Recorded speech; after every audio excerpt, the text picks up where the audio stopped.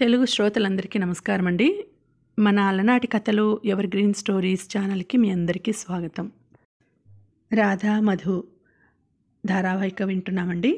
రాసిన వారు జలదంకి రేణుక గారు. ఇక ఆలస్యం చేయకుండా మనం కథలోకి వెళ్ళిపోదాం. వీడియో చూసిన వెంటనే లైక్ చేసి షేర్ చేసి తప్పకుండా సబ్స్క్రైబ్ చేసుకోండి. మన ఛానల్ని బెల్ ఐకాన్ యాక్టివేట్ చేసుకోండి. హ్యాపీ బర్త్డే టు యూ చిట్టి తల్లి. ఉదయాన్నే తల్లి తండ్రి ఫోన్తో మధుకు సంతోషం మొదలైంది. ఎగ్జామ్స్ కావడంతో ఇంటికి వెళ్ళలేకపోయింది. మధ్యాహ్నం పరీక్ష రాసి యువతలకు రాగానే నవ్య మనం ఒక చోటకు వెళ్దాం, రెడీ అవ్వమని తొందరపెట్టింది. మధు స్కూటీ మీద వెళ్లారు. అప్పుడే మొదటిసారి సంతోష్ రూమ్ చూడడం. క్రింద వేరే వాళ్ళు అద్దెకు ఉన్నట్లున్నారు. పైన మేడ మీద గది. వీధి గేటు తీసుకుని లోపలికి అడుగుపెట్టి ప్రక్కనున్న మెట్లు ఎక్కి నవ్య పైకి వెళ్తుంటే క్రిందింటి ఆయన కాబోలు వరండాలోకి వచ్చి నవ్య వైపు అదోలా చూశాడు. ఏంటో అమ్మాయిలంటేనే అంత చిన్న చూపు. మధు మనసులోనే అనుకుంటూ ముందుకు వెళ్తుంటే ఆయన చూపులు ఈసారి మధు వైపు జాలిగా చూశాయి. సంతోష్ తలుపు తీసి తలుపు చాటుకు వెళ్ళాడు. చీకటిగా ఉంది. నవ్య లైటు వేసింది. రూమ్ అంతా బెలూన్లతో డెకరేషన్ చేసి ఉంది. గోడకు ఓ వైపుగా ఓ చిన్న టీపాయ్ మీద కేకు పెట్టి ఉంది. గబగబా దగ్గరకు వెళ్ళి చూసింది. కేకు మీద happy birthday to my little heart అని ఉంది. ఇంతకు సంతోష్ ఎక్కడా? చుట్టూ చూసింది. Happy birthday to you. తలుపు చాటు నుంచి గబుక్కున ఎదురుగా వచ్చి చేతులతో గులాబీ రేకులు మధు తల మీద పడేలా ఎగిరేశాడు. అరే, ఉక్కిరి బిక్కిరి అయింది. గులాబీ రేకుల వల్ల కాదు, సంతోషంతో. ఆగు మధు, ఫోటో తీస్తాను. తల మీద గులాబీ రేకులతో చాలా అందంగా ఉన్నావు. నవ్య ఫోన్ చేతికి తీసుకుంది. 2 ఫోటోలు తీసింది. కేక్ కట్ చేయి. సంతోష్ చాకు చేతికిచ్చాడు. కట్ చేసి సంతోష్ నోటికి అందించబోతే తను తీసుకొని మధు నోటికి అందించాడు. నవ్యతో ఫోటోలు తీసుకున్న తర్వాత సంతోష్, ఇప్పుడు ఒక మ్యాండేటరీ ఉంది మధు అంటూనే కేకు తీసుకుని మధు బుగ్గలకు పులిమాడు. మధు బుంగమూతి పెట్టింది.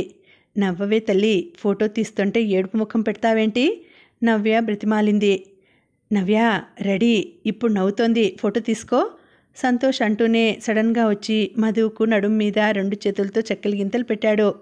పెద్దగా నవ్వేస్తూ దూరం జరుగుతున్న మధును చక్కెలిగింతలు పెట్టే నెపంతో దగ్గరకు లాక్కుంటున్నట్లు అనిపించింది మధుకు. సంతోష్ ప్లీజ్ వదులు, గట్టిగా అరిచింది. ఓకే ఓకే వదిలేశాను, భయపడకు అంటూ వదిలేశాడు. నవ్య ముఖం కడుక్కొని వస్తాను, వెళ్ళిపోదాం. వాష్రూంలోకి వెళ్ళి ముఖం కడుక్కొని వచ్చింది. బయటకు రాగానే సంతోష్ టవల్ అందించాడు. హోటల్కు వెళ్ళి భోజనం చేసి వెళ్ళొచ్చు మధు అభ్యర్థనగా చూశాడు. వద్దు, వెళ్ళిపోవాలి. ఉదయం కూడా పరీక్ష హడావిడిలో డాడీతో సాయంత్రం మాట్లాడతానని చెప్పాను. ఇప్పుడు వెళ్ళి డాడీకి అమ్మకు ఫోన్ చేసి మాట్లాడి ఎల్లుండి ఎగ్జామ్కు ప్రిపేర్ కావాలి. నవ్య కూర్చున్నావేంటి, కదులు అంది. నేను అదే పనిగా సెలవు పెట్టి వస్తే. సంతోష్ అలుకగా చూశాడు. ప్లీజ్ బ్రతిమాలుతూనే చున్నీ సరిగా వేసుకుంది. సరే, ఏమి తాగవా? స్ప్రైట్ తాగి వెళ్ళు. స్ప్రైట్ బాటిల్ తీసుకుని గ్లాసులో పోశాడు. నాకు మొదటి నుంచి కూల్ డ్రింక్ అలవాట్లేదు, తాగితే కడుపులో తిప్పేస్తుంది. మధు ముఖం చిట్లించింది. కొద్దిగా నా కోసం ప్లీజ్. లేదు సంతోష్, నాకు నిజంగా కూల్ డ్రింక్ పడదు. నవ్య, నేను కూల్ డ్రింక్ తాగడం ఎప్పుడైనా చూసావా నువ్వు? నవ్యను అడిగింది. సంతోష్ దిగులుగా ముఖం పెట్టడం చూసి దగ్గరగా వెళ్ళి thank you for the pleasant surprise అని ఆరాధనాపూర్వకంగా సంతోష్ కళ్ళలోకి చూసి ముందుకు వంగి సంతోష్ బుగ్గ మీద చిన్నగా పెదవులతో మృదువుగా స్పృశించింది. టేబుల్ మీద ఉన్న గ్లాస్ తీసుకొని ఒకే ఒక గుక్క తాగి అక్కడ పెట్టేసి ఫోన్ చూసుకుంటున్న నవ్యను, నవ్య ఎగ్జామ్ విషయం మర్చిపోయావా? నువ్వేంటి ఇంత తాపీగా ఉన్నావు? పద పద. చకచక మెట్లు దిగింది. కీస్ తీసుకుని స్కూటీ స్టార్ట్ చేయబోతుంటే నవ్య, నేను నడుపుతాను, నువ్వు వెనక కూర్చో, ఇవాళే పుట్టిన బేబీవి కదా అంది. మధు నవ్వి కీస్ నవ్యకిచ్చింది. స్కూటీ ఎక్కి వచ్చేస్తూ పైకి చూసింది. సంతోష్ ఇటే చూస్తూ కనిపించాడు. చెయ్యి ఊపింది. సంతోష్ తిరిగి బాయ్ చెప్పలేదు. ఈసారి ఇంటికి వెళ్ళగానే సంతోష్ గురించి అమ్మకు చెప్పేస్తాను. అమ్మ ఎలాగైనా డాడీని ఒప్పిస్తుంది నిర్ణయం తీసుకుంటున్నట్లుగా అంది. నవ్య ఏమీ మాట్లాడలేదు. హాస్టల్కు వచ్చిన తర్వాత భోజనం చేసేటప్పుడే నిద్ర కళ్ళ మీదకు ముంచుకు వచ్చేసింది. తల్లిదండ్రికి ఫోన్ చేయకుండానే ఆదమర్చి నిద్రపోయింది. ఉదయం 7ంటికి లేచిన మధు, ఇంత మొద్దుగా నిద్రపోయానేంటి? నవ్య అయినా లేపొచ్చు కదా, ఎగ్జామ్కు ప్రిపేర్ కావాలి కదా.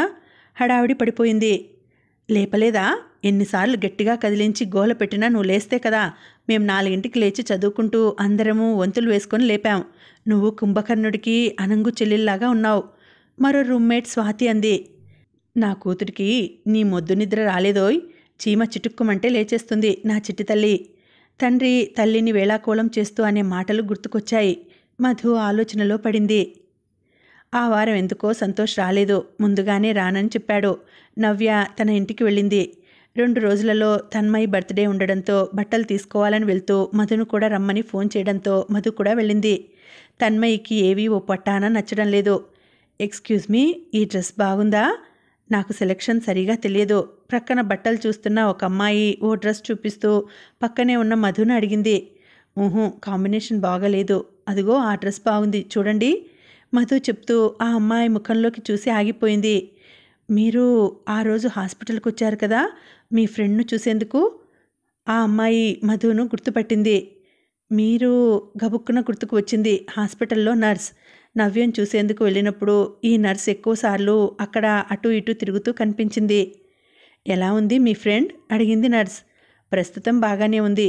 ఆపరేషన్ 2 నెలల తర్వాత చేస్తామన్నారట కదా? మధు మరో డ్రెస్ చేతికి తీసుకొని చూస్తూ యథాలాపంగా అంది. ఆపరేషన్ ఏంటి? విచిత్రంగా చూసింది నర్స్. అపెండిసైటిస్. ఎవరు చెప్పారు? ఆ అమ్మాయి అబార్షన్కి వచ్చింది హాస్పిటల్కు. ఇది 3వసారి ఇలా రావడం. మా డాక్టర్ గారు బాగా చివాట్లు పెట్టారు. ఆ అబ్బాయేమో భర్త సంతకం పెట్టడం. ఇద్దరికీ పెళ్లి కాలేదని తెలుస్తూనే ఉంది. ఏం చేస్తాం, మాకు తప్పదు కదా. నర్స్ మాట్లాడుతూనే ఉంది. మధు మెదడు మొద్దుబారినట్లయింది. అతను ఆ అమ్మాయికి అన్నయ్య. మాటలు పట్టేసినట్లుగా బయటకు రానంటున్నాయి. అన్నయ్య? నర్స్ ముఖం వెలవెలబోయింది. వెంటనే కాదు. అన్నయ్య అయితే మొదటి అబార్షన్ అప్పుడు ఆ అమ్మాయి భయపడుతోందని తను దగ్గర ఉండి ఆ అమ్మాయి చెయ్యి పట్టుకొని ధైర్యం చెప్తూ చేయించాడు. అన్నయ్య కాదుగాక కాదు, ఖచ్చితంగా అంది. మధు కంపించిపోయింది. భయంతోనో అసహ్యంతోనో ఒళ్ళంతా సన్నని జల్దరింపు. సంతోష్ నవ్వు ముఖం కళ్ళ ముందు కనబడుతోంది. కళ్ళల్లో నీళ్లు నిండేమో. పరిసరాలు మసకమసకగా కనిపించసాగాయి.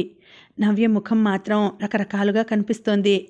ఎన్నోసార్లు నవ్య ముఖంలో ఈర్ష్య కనిపించినా అది అన్నగారి పట్ల అనురాగంతో తనను ఎక్కువగా ఇష్టపడుతున్నందువల్ల కలిగిన అసూయ అనుకుంది తను. తన్మయ్యని తనను హాస్టల్ వరకు దగ్గరుండి దించి వెళ్ళమని అడిగింది. వాష్రూంలోకి వెళ్ళి స్నానం చేస్తూ తనివి తీరా ఏడ్చింది. సంతోష్కు ముద్దు పెట్టిన పెదవులను సబ్బుతో రుద్ది రుద్ది కడిగింది. నైటీ వేసుకుని వచ్చి పడుకొని తల వరకు బెడ్షీట్ కప్పుకుంది. తన కళ్ళల్లో తడి మిగిలిన రూమ్మేట్లు చూస్తారేమో అని భయపడింది. ఏంటి మధు, అన్నం తినవు? మరలా కుంభకర్ణుడి నిద్రకు ఉపక్రమించావా? పక్కన నవ్వుతున్నారు రూమ్మేట్స్. నవ్వండి, బాగా నవ్వండి, ఇంకా ఇంకా నవ్వండి. నా అమాయకత్వాన్ని చూసి పగలబడి నవ్వండి. మీరు తల్లిదండ్రుల మాట ప్రకారం నడుచుకునేవారు కదూ. నా అలాంటి వారిని చూసి ఖచ్చితంగా నవ్వవలసిందే. మధు మనసులో కసి తీరా తనను తాను తిట్టుకుంటోంది. హఠాత్తుగా అంత బాధలో కూడా సంతోష్ రూమ్కు వెళ్ళేటప్పుడు క్రింద ఇంట్లో ఆయన చూసిన చూపు గుర్తుకు వచ్చింది. సంతోష్ స్ప్రైట్ తాగమని బలవంతం చేయడం గుర్తుకు వచ్చింది. హాస్టల్కు వచ్చేసరికే నిద్రమత్తుతో తను కనీసం అన్నం కూడా సరిగా తినలేకపోయిన విషయం గుర్తుకు వచ్చింది. తను స్ప్రైట్ తాగను అన్నందుకు సంతోష్ ముఖంలో కొట్టవచ్చినట్లు కనిపించిన ఆశాభంగం గుర్తుకు వచ్చింది. కానీ తెలియనిదల్లా ఒక్కటే, ఇవన్నీ జరుగుతున్నప్పుడు తనకెందుకు తెలియలేదన్న విషయం. ఏం చేయాలి? డైరెక్టుగా అడిగేస్తే? ఏ వ్యక్తితో అయినా సంబంధ బాంధవ్యాలు కొనసాగించాలి అనుకున్నప్పుడు అపార్థాలు తొలగించాలని చూడాలి. ఇలాంటి వారి ముఖం చూడడమే మహాపాపం. కానీ నిజం వాళ్ళ నోటి వెంట కక్కించాలి. వాళ్ళు సిగ్గుతో తన ముందు తల దించుకోవాలి. మధు మనసులో దుఃఖం స్థానంలో ఏదో తెలియని కసి చోటు చేసుకుంది. సోమవారం ఉదయాన్నే వచ్చిన నవ్యతో మధు మామూలుగానే మాట్లాడింది. నవ్య స్నానానికి వెళ్ళబోతూ ఉంటే, నవ్య, డాడీకి కాల్ చేయాలి, నీ మొబైల్ ఇస్తావా? నా మొబైల్లో బ్యాలెన్స్ అయిపోయింది. యథాలాపంగా అడిగినట్లుగా అడిగింది. నవ్య మొబైల్ అన్లాక్ చేసి ఇచ్చి వెళ్ళిపోయింది. మధు ఒక్క క్షణం వృథా కానివ్వలేదు. చకచకా ఫొటోస్ ఓపెన్ చేసి చూసిన మధు నిర్ఘాంతపోయింది. తన పుట్టినరోజు ఫోటోలు నవ్య తనకు పంపించింది. కానీ అవన్నీ తమకై తాము తీయించుకున్న ఫోటోలు. కానీ ఇవి? ఓ ఫోటో చూసి మధుకు ఒళ్ళు జలధరించింది. సంతోష్ వెనక నుంచి తన నడుము చుట్టూ చెయ్యి వేసి కౌగిలించుకొని తన భుజం మీద తలపెట్టి ఉన్నాడు. తను ముఖమంతా కేకుతో పళ్ళన్నీ కనిపించేట్లుగా తల పైకెత్తి నవ్వుతోంది. ఓ ఫోటోలో సంతోష్ బుగ్గ మీద పెదవులు ఆనించి అపురూపంగా ముద్దు పెడుతున్న తను. అవును, ఇది తను నిజంగానే సంతోష్ను ముద్దు పెట్టుకున్న దృశ్యమే. కానీ ఈ ఫోటో తీస్తున్నట్లుగా కూడా తనకు తెలియదు. నవ్య మొబైల్ను ఎంత యథాలాపంగా పట్టుకొని కూర్చున్నట్లుగా ఉంది. ఒకవేళ ఈ ఫోటోలు తీయడంలో ఎలాంటి దురుద్దేశం లేకపోతే తనకెందుకు పంపించలేదు? కనీసం చూపించలేదు కూడా. ఒక్క సెకండ్ కూడా ఆలస్యం కాకుండా ఫొటోస్ అన్నీ తొలగించింది. గూగుల్లో సేవ్ అయి ఉన్నాయేమోనని చూసింది. అలాంటిదేమీ లేకపోవడంతో నిశ్చింతగా ఊపిరి పీల్చుకుంది. నవ్య వచ్చేలోపు తండ్రికి ఫోన్ చేసింది. తండ్రి ఎటు ఆఫీస్లో ఉంటాడని, తీయడని తెలుసు. మొబైల్ పక్కన పడేసి బుక్స్ తీసుకుంది. సంతోష్ ఫోన్ చేసినప్పుడు మధుకు మామూలుగా మాట్లాడడం కష్టమైపోతోంది. 2-3 సార్లు బయటకు తీసుకువెళ్లాలని ప్రయత్నం చేసి భంగపడ్డారు సంతోష్, నవ్య ఇద్దరూ. పరీక్షలు అయ్యేలోపు డాడీని అడుగు మధు, నీకు దూరంగా ఉండటం నా వల్ల కావడం లేదు. ఫోన్లో గారాలు పోతున్న సంతోష్ స్వరం వింటుంటే మధు ఒంటి మీద తేళ్లు జరులు పాకుతున్నట్టు అనిపించింది. అలా ఉండగా ఓ రోజు నవ్య తన ఊరు వెళ్ళింది. సంతోష్ హైదరాబాద్ నుంచి రాలేదు. ఇలా ఎన్నోసార్లు జరిగింది. తన అనుమానం నిజమే అయితే నవ్య ఊరికి వెళ్ళడం లేదు. సంతోష్ రూమ్లో ఉంటుంది. ఎప్పటినుంచో ఉన్న అనుమానం నివృత్తి చేసుకోవాలి. వారి ముఖాల మీద అపరాధ భావాన్ని చూడాలి. ఇద్దరూ తప్పు చేశాం, మమ్మల్ని క్షమించు అంటుంటే చీత్కారంగా చూసి వచ్చేయాలి. ఇది మధు కోరిక. సాయంత్రం 6 గంటలు కావస్తుండగా నేరుగా సంతోష్ రూమ్ దగ్గరకు వెళ్ళింది. దూరం నుంచే బయట ఉన్న సంతోష్ బైకును చూసి తను అనుకున్నది నిజమే, నవ్య ఖచ్చితంగా ఇక్కడే ఉంటుంది అనుకుంటూ స్కూటీ శబ్దం కాకుండా నడిపించుకుంటూ వచ్చి క్రింద ఉంచి మెల్లగా గేట్ తీసుకుని లోపలికి వెళ్ళింది. అదృష్టవశాత్తు క్రింద ఇంట్లో రెంటుకు ఉన్న పెద్ద మనిషి కనిపించలేదు. శబ్దం కాకుండా పైకి వెళ్ళింది. బయట లైటు కూడా వేయలేదు. తలుపు వేసి ఉంది. కిటికీ తలుపు తీసి ఉంది. ఎవరూ రారు అన్న ధైర్యం కాబోలు. తీసి ఉన్న కిటికీ తలుపు గుండా లోపలికి చూసి చేష్టలొడిగినట్లుగా చూస్తూ ఉండిపోయింది. నవ్య బెడ్ మీద కూర్చొని ఉంది. సంతోష్ ఆమె ఒడిలో తల పెట్టుకుని వెల్లకిలా పడుకొని ఉన్నాడు. పక్కకు తప్పుకొని చెవి కిటికీ దగ్గరగా చేర్చింది. నువ్వు ఆ రోజే నాకెందుకు చెప్పలేదు? సంతోష్ స్వరం కోపంగా ఉంది. నేను చూసుకుంటే కదా నీకు చెప్పేందుకు. మొన్న చూశాను, ఒక్క ఫోటో లేదు. మన గురించి తెలిసిపోయిందనే అనుమానం వస్తోంది. ఫోన్ ఇచ్చేవారుంటారా ఎవరైనా? అసలు ఆ ఆలోచనే రాలేదు. నిజంగా వాళ్ళ డాడీకి ఫోన్ చేయడానికి అడిగిందేమో అనుకున్నాను. ఇక వినడం అనవసరం. మధుకు ఆగ్రహంతో శరీరం వణికింది. బెల్ నొక్కింది. బెల్ మీద చెయ్యి తీయకుండా నొక్కుతూనే ఉంది. మధు! తల్లి పిలుపుతో ఉలిక్కిపడింది. చుట్టూ పరిసరాలు చూసింది. ఎదురుగా కుర్చీలో రాధాకృష్ణ ఫోన్ చూసుకుంటూ ఉన్నాడు. అతని ప్రక్కనే రఘురాం కూర్చొని ఉన్నాడు. తండ్రికి హార్ట్ స్ట్రోక్ వచ్చి ఐసీలో ఉన్న విషయం గుర్తుకు వచ్చి ఒక్కసారిగా మనసు ఒక్క కుదుపుతో మేల్కొంది. పిన్ని, అత్తయ్య, మామయ్య ఇంటికి వెళ్ళారు. రాధ వదిలిపెట్టి వచ్చాడు. నువ్వు కూడా ఇంటికి వెళ్ళి భోజనం చేసి పడుకో. నేను, పిన్ని, బాబాయ్ ఉంటామిక్కడ. ఎంతమంది ఉన్నా చేసేదేం లేదు. ఊహు, నేను వెళ్ళను. నాన్ననిక్కడ వదిలి ఇంట్లో పడుకోలేను, గద్గద స్వరంతో అంటూ తల అడ్డంగా ఊపింది. ఎదురుగా ఉన్న రాధాకృష్ణ మొబైల్లోంచి తల ఎత్తి చూశాడు. ఎందుకో అతని వదనం గంభీరంగా ఉంది. ఊహించని పరిణామానికి అతను కూడా బెంగపడినట్లుగా ఉన్నాడు. రాధ లేచి వచ్చాడు. ఇంటికి వెళ్ళి మీ ముగ్గురికి భోజనం తీసుకొస్తానత్తయ్యా చెప్పాడు. నాకేమొద్దు రాధా, మీ రఘు మామయ్యకు తీసుకురా చాలు. మధుని తీసుకువెళ్ళు, రేపు ఉదయాన్నే వస్తుంది. ప్లీజ్, నేను వెళ్ళనమ్మా, నాకు ఆకలేదు. తల్లి చెయ్యి పట్టుకుంటూ ప్రాధేయపడుతున్నట్లుగా అంది.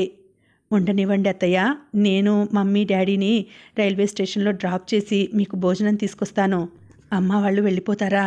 రేపు ఉదయం వెళ్ళొచ్చు కదా. పని ఉందట. మామయ్య ఇంటికి వచ్చే వరకు నేను ఉంటానులేండి. రాధ చెప్తోంటే సుజాతకు కొండంత ధైర్యం వచ్చినట్లయింది. మధు కళ్ళెత్తి రాధ వైపు చూసింది. వెళ్ళు, ఆ అబ్బాయి మనకు భోజనం తీసుకురావడం బాగోదు. నువ్వు కూడా వెళ్ళు, లేకపోతే బాబాయిని పంపిస్తాను. చిన్నగా మధుకు మాత్రమే వినిపించేట్లుగా అంది. రఘు, రాధతో నువ్వు వెళ్ళి మధుకు భోజనం తీసుకురా. మధు వెళ్ళనంటోంది. నేను తీసుకొస్తానత్తయ్య, మీ అభ్యంతరం ఏంటి చెప్పండి. మామయ్య వస్తే ఇక్కడ ఏమైనా అవసరమైతే ఎలా? రాధ ఇక ఎంత చెప్పినా సుజాత వినదనిపించింది. అత్తయ్య, వెళ్ళి ఓ అరగంటలో వచ్చేస్తాను. ట్రైన్ టైం అవుతోంది. గబగబా బయటకు నడిచాడు. చెప్పిన మాట వినవేంటి మధు? అత్తయ్య మామయ్య ఏమనుకుంటారు? పెళ్లి కాకముందే వాళ్ళ అబ్బాయిని అమర్యాదగా చూస్తున్నామని అనుకోరు? నాన్నకు ప్రమాదం తప్పిందని డాక్టర్ చెప్పారు. ఇంకేంటి భయం? వెళ్ళి అత్తయ్య మావయ్యను మర్యాదగా సాగనంపి వస్తే ఎంత బాగుంటుంది. ఓ అరగంటలో వచ్చేస్తావు కదా. తల్లి మాటలకు ఇక లాభం లేదని చకచకా బయటకు వచ్చింది. రాధ పార్కింగ్లోంచి కారు తీసుకొని బయటకు వస్తుంటే మధు గేటు దగ్గర నిల్చొని కనిపించింది. కారు ఆపగానే వచ్చి కూర్చుంది. నేను భోజనం తీసుకువస్తానంటే అత్తయ్య అభ్యంతరం ఏంటి, నాకు అర్థం కాలేదు అని అడిగాడు. మధు ఏమీ మాట్లాడలేదు. ఇలా జరగడం నాకు చాలా బాధగా ఉంది. డాక్టర్ ఎక్కువ సంతోషంతో షాక్ వల్ల ఇలా జరిగిందని అంటున్నారు. మధు వింటూ ఊరుకుంది. మీ పెళ్ళి మీ డాడీకి అంత ఆనందాన్ని ఇచ్చే విషయమా? మధు మౌనంగా ఉండిపోయింది. అమ్మ ఎప్పుడూ రైస్ బ్యాగ్ నన్ను తీసుకురమ్మంటుంది. నాకు ఇష్టం ఉండదు. గబుక్కున టాపిక్ మార్చిన అతన్ని ఆశ్చర్యంగా చూసింది. డాడీ కూడా ఇష్టపడరు. డిక్కీలో వేద్దామంటే స్టెప్నీ టైరు, కారు కవరు ఏవో ఒకటి ఉంటాయి. ముందు సీట్లో పెట్టుకొని తీసుకురావాలి. నాకు ముందు సీట్లో కూర్చున్నవారు మాట్లాడకపోతే ఏదోలా ఉంటుంది. రైస్ బ్యాగ్ ఎలా మాట్లాడుతుంది చెప్పండి? ఏదో లోకంలో ఉన్నట్లు ఊకొట్టిన మధుకు ఒక్క నిమిషం తర్వాత విషయం అర్థమైంది. ఏంటి? పక్కకు తిరిగి చిరుకోపంగా చూసింది. నేను ఆ మాట చెప్పకముందే మీరు అని ఉంటే అంత మాట అని ఉండేవాడిని కాను. సారీ అంటూ నవ్వాడు. మధు రాధా వైపు పరిశీలనగా చూసింది. కొన్ని గంటల వ్యవధిలో ఎంతో పరిచయం ఉన్నవాడిలా మాట్లాడుతున్నాడు. పెళ్ళి అనుకోవడం వలన? రాధాకృష్ణకు చిన్నప్పటి నుంచి కాస్త ముభావంగా ఉండడం అలవాటు. బాగా అలవాటైతే కానీ కలిసిపోలేడు. ఆ ఒక్క విషయంలో సర్దుకుపోవాలి నువ్వు. పిన్ని అన్న మాటలు గుర్తుకు వచ్చాయి. కానీ తనతో ఇలా. కారు ఇంటి ముందు ఆపి లోపలికి వెళ్ళగానే ఎదురు వచ్చింది మమత. డాడీకి ఎలా ఉంది మధు? బాగుంది అత్తయ్య. ఈ రాత్రికి అబ్జర్వేషన్లో ఉంచుకుని డిశ్చార్జ్ చేస్తామన్నారు. రాధాకృష్ణ సమాధానం ఇచ్చాడు. రాధా వెళ్ళిపోదాం కానివ్వు త్వరగా. పద్మజ బ్యాగ్ తీసుకొని వచ్చింది. మిమ్మల్ని ట్రైన్ ఎక్కించి వస్తాను మమ్మీ కాస్త సంకోచంగా అన్నాడు. ట్రైన్ ఏంటి? మాతో నువ్వు రావా? తల్లి ఆశ్చర్యంగా అడుగుతుంటే చెప్పేందుకు తడబడ్డాడు. రేపు అత్తయ్య మామయ్యతో వస్తాను. మెల్లగా మెడ మీద చేత్తో సవరించుకుంటూ తల్లివైపు చూసి కళ్ళు చికిలించాడు. మీ డాడీ ఏమంటారో? లేకపోతే ఈ రాత్రికి పడుకోండి, ఎర్లీ మార్నింగ్ అందరం వెళ్ళిపోదాం. వద్దు, నువ్వు భోంచేసి మమ్మల్ని రైల్వే స్టేషన్లో డ్రాప్ చేయి. నువ్వు ఉదయాన్నే లేచేది లేదు, మమ్మల్ని డ్రాప్ చేసేది లేదు. అప్పటికే మధు చకచకా స్నానం చేసి వచ్చి డైనింగ్ టేబుల్ మీద భోజనం పెట్టేసి బాబాయికి తల్లికి క్యారియర్ సర్దసాగింది. మమత ప్లేట్లో వడ్డించి మధు రండి త్వరగా తినేయండి పిలిచింది. నేను అమ్మతో తింటాను పిన్ని. మమత దగ్గరకు వచ్చి చెవి దగ్గరగా గొనిగింది. బాగుండదు, కూర్చో పిన్ని చెప్పడంతో కూర్చుంది. మరుసటి రోజు భాస్కర్రావు ఆరోగ్యం కుదుటపడడంతో ఉదయం డిశ్చార్జ్ చేయడంతో ఇంటికి తీసుకొని వచ్చారు. రాధాకృష్ణ, రఘురాం, మమత, స్వీటీ, నాని బయలుదేరి వచ్చేశారు. బయలుదేరేటప్పుడు రఘు వెళ్ళగానే మీ అక్క బావగారితో మాట్లాడి ఏ విషయం చెప్పు. నాకెందుకో మధు పెళ్ళి వీలైనంత త్వరగా చేసేయాలని ఉంది అని భాస్కర్రావు చెప్పాడు. మనిషి నీరసంగా ఉన్న స్వరం ఉత్సాహంగానే పలికింది. రాధ కళ్ళు మధు కోసం వెతికాయి. ఎక్కడా కనిపించలేదు. అందరికీ వీడ్కోలు చెప్పి కారులో ఎక్కేటప్పుడు కూడా చూశాడు. లేదు. నిరాశగా కారు స్టార్ట్ చేసి ముందుకు కదిలించి మరొక్కసారి ఆఖరి ప్రయత్నంగా ఇంటివైపు చూశాడు. మధు పైన బట్టలు ఆరేస్తూ చున్నీ చాటు నుండి చూసింది. రాధ వీడ్కోలు చెప్తున్నట్లుగా చెయ్యి ఊపాడు. గబుక్కున్న దండం మీద ఆరేస్తున్న చున్నీ చాటుకు వెళ్ళింది. రాధ నవ్వు తీరైన మీసం మాటన దాగింది. తీరా వచ్చేటప్పుడు దారిలో అనుకున్నాడు మధుకు తను నచ్చాడో లేదో అడగలేదని. ఏరా అమ్మాయి నచ్చిందా? దారిలో అడిగాడు రఘురాం. మధు నచ్చని వారు కూడా ఉంటారా? మమత బుగ్గలు నొక్కుంది. నీ కూతురు నీ కళ్ళకి అందంగానే కనిపిస్తుందని, అందరికీ అలాగే కనిపించాలని రూలేమీ లేదు కదా. రఘురాం భార్యను ఉడికించాడు. ఆ అమ్మాయికి నేను నచ్చాలి కదా మామయ్య? రాధ గంభీరంగా అన్నాడు. నీకేం తక్కువ రాదా? అయినా అమ్మాయిని అడగలేదా నచ్చావో లేదో అని? అడగాలనుకున్నాను. ఈలోపు మామయ్యకు అలా కావడంతో ఆగిపోయాడు రాధాకృష్ణ. మీ అత్తయ్య అడుగుతుందిలే. నేనే అడుగుతాను. రాధ రోడ్డు వైపు దీర్ఘంగా చూసి డ్రైవ్ చేస్తూ అన్నాడు. మరలా వెళ్తావా ఏంటి? ఫోన్ నెంబర్ లేదు అడిగాడు రాధ. మమత వింటున్నావా? నీ కొడుక్కి మధు ఫోన్ నెంబర్ కావాలట. అందులో మీరంతా ఆశ్చర్యపోవలసినంత విషయం ఏముంది? మీరు పెళ్లి చూపులకు వచ్చి వెళ్ళిన తర్వాత నాకు ఉత్తరం రాయలేదు. ఏమని రాశారు మమ్మీ? ఐప్యాడ్లో వీడియో చూస్తున్న ఇద్దరిలో స్వీటీ చటుక్కున తల ఎత్తింది. స్వీటీ ఎలా ఉంది, క్షేమమే కదా అని అడిగారట. ముందు సీట్లో నుంచి రాధ సమాధానం చెప్పాడు. ఓహో, మరలా వీడియో చూడడంలో మునిగిపోయారు. రఘురాం నవ్వాడు.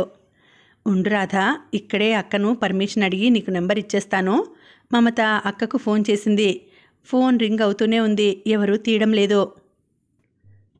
భాస్కర్రావు టిఫిన్ చేసి అలసటతో ఏమో ఆదమరిచి నిద్రపోతూ ఉండగా సుజాత మధు దగ్గరకు వచ్చింది. సోఫాలో కూర్చుని గడ్డం క్రింద 2 చేతులు పెట్టుకొని ఆలోచిస్తున్న మధును చూస్తుంటే గుండె నీరైపోయింది. ప్రక్కన కూర్చొని తల మీద చెయ్యి వేసింది. అంతెత్తున ఉలిక్కిపడిన మధును చూసి, ఏంటి చిట్టి తల్లి ఆలోచన? మృదువుగా అడిగింది.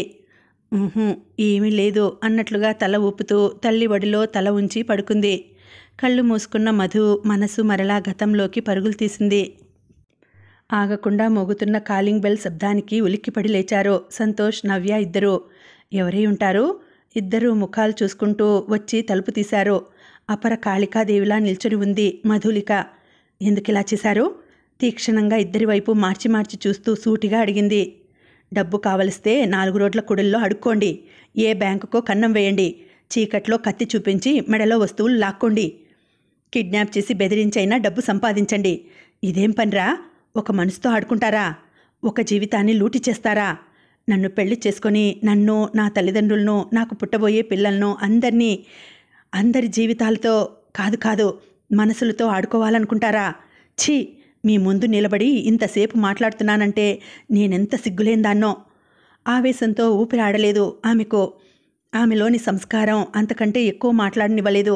కానీ ఆగ్రహం మాత్రం అంతవరకే ఉండనివ్వలేదు. లోపలకు అడుగు వేసింది. తనకే ఏం చేస్తోందో తెలియని ఆవేశంలో ఒకరి ప్రక్కన ఒకరు నించున్న వాళ్ళిద్దరి ముందుకు వెళ్ళింది. క్రిందకు వంగి కాలి చొప్పు చేతికి ఎలా తీసుకుందో తెలియలేదు. కానీ ఇద్దరి చెంపల మీద బలం కొద్దీ ఈడ్చి కొట్టింది. స్థానువులై చూస్తున్న వారి వైపు తిరిగి కూడా చూడకుండా వెనక్కి తిరిగింది. ఆ క్షణంలో తను ఎంత తప్పు చేస్తోందో మధుకు అర్థం కాలేదు. పాము కాటేసిన వెంటనే మౌనంగా కాలు వెనక్కి తీసుకొని పాము విషాన్ని తొలగించుకోవాలని తెలియని అమాయకత్వం. తిరిగి దాని తోక తొక్కి దానిమీద కోపం ప్రదర్శించడం తప్పని తెలియని మూఢత్వం. పాము పగబడితే ఎలా ఉంటుందో తెలియని అజ్ఞానం. నేరుగా హాస్టల్కు వచ్చి బట్టలన్నీ సర్దుకుంది. వార్డెన్కు ఊరు వెళ్తున్నానని చెప్పి స్కూటీ అక్కడే ఉంచి క్యాబ్ మాట్లాడుకొని నేరుగా ఇంటికి వచ్చింది. రాత్రి 9 గంటలప్పుడు చెప్పా పెట్టకుండా ఇంటికి వచ్చిన కూతుర్ని చూసి హడలిపోయింది సుజాత. సమయానికి భాస్కర్రావు స్నేహితుడి కొడుకు పెళ్లికి వెళ్ళి ఉండడం మేలైంది. ఏమైంది చిట్టి తల్లి? ఆందోళనగా ప్రశ్నించిన తల్లిని కౌగిలించుకుని బావురుమంది. ఏం జరిగింది బంగారు? ఏమైందిరా కన్నా? తల్లి వెన్ను నిమురుతూ ఓదారుస్తుంటే దుఃఖం పెళ్ళుబికి వచ్చింది. మధు వెక్కిళ్ల మధ్య విషయం విన్న సుజాత కాసేపు స్థానువులా కూర్చుండిపోయింది. ఏ తల్లి మాత్రం ఏం చేస్తుంది? కూతురు తన కాళ్ల మీద తను నిల్చునేలా చదివించాలని, తమకు ఆసరా కాకున్నా పర్వాలేదు, ఆమె జీవితానికి ఆమె జ్ఞానం ఆసరాగా నిలుస్తుందని చదువుకోమని పంపిస్తే ఇలా జరుగుతుందని ఏ తల్లి మాత్రం అనుకుంటుంది? డబ్బేమైనా ఇచ్చావా? ఎందుకు అడుగుతున్నానంటే డబ్బు మాత్రమే ఆశిస్తే ఇంతవరకు నువ్విచ్చిన డబ్బుతో సరిపెట్టుకుంటారు. లేకపోతే వాళ్ళేం చేస్తారమ్మా? తప్పు చేసింది వాళ్ళు, మనం ఎందుకు భయపడాలి? రోషంగా అంది. దుర్మార్గులకు ఎప్పుడూ భయపడాలి మధు. మంచివాడు ఏం చేస్తాడు? తనకు అపకారం జరిగినా తల వంచుకొని వెళ్తాడు. ఒక్క నిమిషం మౌనంగా ఉండిపోయిన మధు, ఒకసారి షాపింగ్ మాల్లో సంతోష్ కార్డు పనిచేయకపోతే నా కార్డుతో 40,000 బిల్లు కట్టాను. నవ్యకు ఏదో అవసరం అంటే 20,000 ఇచ్చాను. మెల్లగా చెప్తున్న మధు కళ్ళల్లో నీళ్లు ఊరాయి. తండ్రి ఇచ్చిన ప్యాకెట్ మనీ దాచుకుని తల్లి తండ్రికి పెళ్లి రోజుకు, పుట్టినరోజులకు సడన్ సర్ప్రైజ్ గిఫ్ట్లు ఇవ్వడం చిన్నప్పటి నుంచి అలవాటు మధుకు. పోనీలే, కొన్ని స్నేహాలు డబ్బుతో వదిలితే మంచిదే అన్నది సుజాత. కానీ అదంతా తేలిక కాలేదు. మధు తిరిగి మామూలు మనిషి కావడానికి సంవత్సరం పట్టింది. సుజాత ఇక్కడే జాబ్ చూసుకోమని చెప్పడంతో బ్యాంక్ టెస్ట్ రాసి ఓ ప్రైవేట్ కంపెనీలో జాబ్లో చేరింది. కానీ పెళ్లి మాట ఎత్తితే అపరాధ భావనతో కృంగిపోసాగింది. సుజాత మధుకు నచ్చ చెప్పేందుకు తన కాలేజీ రోజుల గురించి రకరకాల కథలు అల్లడానికి కూడా సిద్ధపడింది. తల్లిగా తప్పదు మరి. హలో అక్క, ఏంటి అప్పుడే హైదరాబాద్ చేరిపోయారా? లేదక్క, దారిలోనే ఉన్నాం. రాధ మధుతో మాట్లాడాలట. మా అల్లుడు ఈ హడావిడిలో మధును తను నచ్చాడో లేదో అడగలేదట. నెంబర్ అడుగుతున్నాడు, ఇవ్వనా? మమత అడుగుతుంటే సుజాత ఒడిలోంచి లేచి తల్లి మాట్లాడుతున్న ఫోన్ దగ్గర చెవి పెట్టి వింటున్న మధు ముఖం ఒక్కసారిగా వాడిపోయింది. అదేంటి మమత, రాధ పరాయివాడా? తప్పేముంది, మాట్లాడమని చెప్పు, నెంబర్ మెసేజ్ చేస్తాను. సరే, ఇంటికి చేరిన తర్వాత ఫోన్ చేయి. ఫోన్ పెట్టేయగానే బేలగా చూస్తున్న మధు కనిపించింది. ముద్దుగా ఉన్న ఆ ముఖంలో భయం, దిగులు కొట్టొచ్చినట్లుగా కనిపిస్తుంటే తల్లి మరలా ధైర్యం చెప్పడానికి పూనుకుంది. పెళ్లి మాటలు ఫోన్లోనే చకచకా జరిగిపోతున్నాయి. ఓ మంచి రోజు ముహూర్తాలు పెట్టుకోవాలని అనుకోవడంతో పూజారిని పిలిచి ఇంట్లోనే సింపుల్గా ఏర్పాటు చేశారు. మధు భయపడినట్లుగా రాధ ఫోన్ చేయలేదు. అమ్మయ్యా అనుకుంది. జీవితంలో ఇలాంటి చెడు అనుభవాలే లేకపోతే ఈ ఆనందాన్ని ఎంత మనస్ఫూర్తిగా అనుభవించేది అనుకుంది మనసులోనే. ముహూర్తాలు పెట్టుకునే రోజు రానే వచ్చింది. మమత వాళ్ళు, రాధ తల్లిదండ్రులు కాక సుజాత అన్నయ్య, పద్మజ అమ్మా నాన్న మాత్రమే అదనపు బంధువులు. మధు, వీళ్ళు రాధ అమ్మమ్మ తాతయ్య అని ఓ 70-75 ఏళ్ల ఇద్దరు వృద్ధులను పడక గదిలోకి తీసుకొని వచ్చింది మమత. కూర్చోండి నానమ్మ, కూర్చోండి తాతయ్య. డ్రెస్సింగ్ టేబుల్ ముందు తయారవుతున్న మధు గాబరాగా బెడ్ చూపించింది. ఇదేమిటమ్మాయ్, అబ్బాయి కారులో నుంచి దిగుతున్నాడనగానే ఏదో ఒక గోడ చాటు చేసుకునో కిటికీ మాట నుండో చూడాలి కానీ ఇలా ఇంట్లో ఉంటారా? అక్కడ హాల్లో మా వాడి కళ్ళు ఇల్లంతా నీకోసం కలియ తిరిగి అలసిపోతున్నాయి. పెద్దావిడ బాగా హుషారైందిలా ఉంది. మీరమ్మాయిని చూశారుగా, ఇక వెళ్ళి రాధను పంపించండి. అన్నపూర్ణమ్మ భర్తను పురమాయించింది. ముందు నన్ను సరిగా చూడనివ్వవే. రామారావు గారు కళ్ళద్దాలు మాట నుండి మధువును చూస్తుంటే మమత మధును ఆయన కాళ్లకు నమస్కరించమన్నట్లుగా సంజ్ఞ చేసింది. మధు ముందుకు వచ్చి ఆయన కాళ్లకు వంగి నమస్కరించింది. అదేంటే అమ్మాయి, నన్ను చూసి కదలనైనా లేదు, ఆయన కాళ్లకు ముక్కుతున్నావు? ఇదిగో నా వజ్రాల దిద్దులు నీకే ఇద్దామనుకున్నాను, మనసు మార్చుకున్నాను, పో. అమ్మమ్మ, నేను మొక్కుతాను నీకు, నాకిస్తావా? వెనక నుంచి గంభీరంగా రాధాకృష్ణ స్వరం వినిపించగానే నవ్వుతూ వారిద్దరి వైపు చూస్తున్న మధు ఉలిక్కిపడింది. Navy blue shirt, off white pant వేసుకుని గుమ్మం దగ్గర నిల్చొని తాతగారి తల మీదుగా తన వైపు చూస్తూ ఆకర్షణీయంగా నవ్వుతూ కనిపించాడు రాధ. సరే రారా మనవడా, మొక్కేవాళ్లే కరువైన రోజుల్లో ఒకరు అరా ఉన్న నీలాంటి వారిని ఎందుకు పోగొట్టుకోవాలి? అన్నపూర్ణమ్మ పిలుస్తూ ఉండగానే మధు గబుక్కున ఆవిడ కాళ్లకు మొక్కడం, అదే సమయంలో రాధ ఒక్కంగలో ఆవిడ దగ్గరకు వచ్చి తను కూడా ఆవిడ కాళ్లకు దండం పెట్టడం జరిగిపోయాయి. ఇంతకు మీరిద్దరూ ఆవిడ మీద ప్రేమతోనా లేక దిద్దుల కోసమా? పక్కున నవ్వింది మమత. క్రిందకు వంగి ఉన్న మధును, అమ్మమ్మ నాకిచ్చినా నీకే ఇస్తాను కదా, మన మధ్య పోటీ ఎందుకు? ప్రేమగా చూస్తూ చిన్నగా అన్నాడు రాధ. అంత దగ్గరగా రాధ అతని భుజాలు తన భుజాలను తాకుతున్నాయి.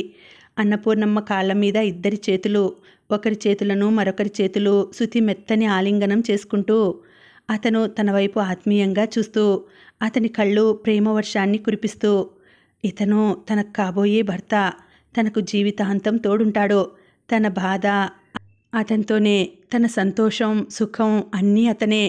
మైమర్చిపోయింది మధు. ఇంకా ఉందండి, కథ కొనసాగుతుంది. మళ్ళీ వచ్చే వీడియోలో తర్వాతి భాగం వినేద్దామండి. అంతవరకు సెలవు. నమస్తే.